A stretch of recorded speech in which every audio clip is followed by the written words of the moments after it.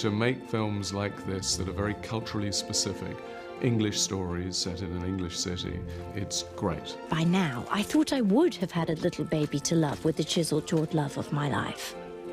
Any excuse to come film in London is a good one. I have so many friends there now, and I know my little spots and favorite neighborhoods and favorite little cafes. Bridget does live in the same flat, but she might have gotten a promotion and she might have made a little more money, so it might be a little more grown up. We thought it would be good for her to stay living in the same flat in Borough Market, which, when the first film was made, was really just a market. It costs £8 to buy a tomato in Borough now, but Bridget can just about afford to live there. To actually walk into that world and see it alive in front of you is amazing. Action, bye. I've been living in LA for a few years, and so when I came back home to live in London in 2014, things had changed so much. And then I started work on this film.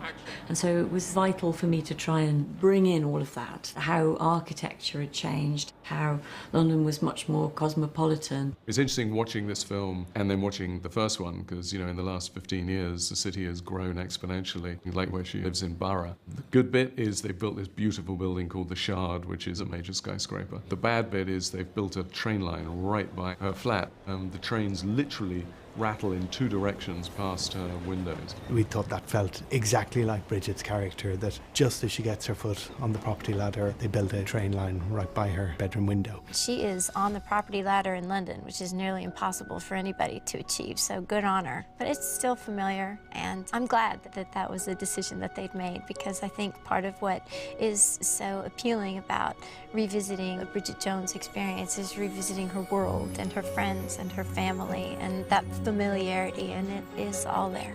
When I came home from LA, I'd never seen so many people with ironic beards in my life, smoking groovy foreign cigarettes. And everybody was riding a bicycle, and that was the London I came home to. It wasn't the London I left. The most interesting design opportunity for us was the passage of time. Not only had Bridget changed, but also the city she lived in has changed. And both Sharon, the director, and myself thought that was a really interesting approach to somehow reflect this changed London that is now full of skyscrapers that never existed sort of 15 years ago.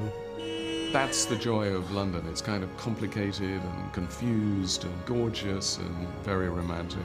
And hopefully we've been able to portray some of that, as well as the beauty of the contemporary architecture and the period architecture, and wound all of that in with her story, her friends' stories, and the comedy of the moment.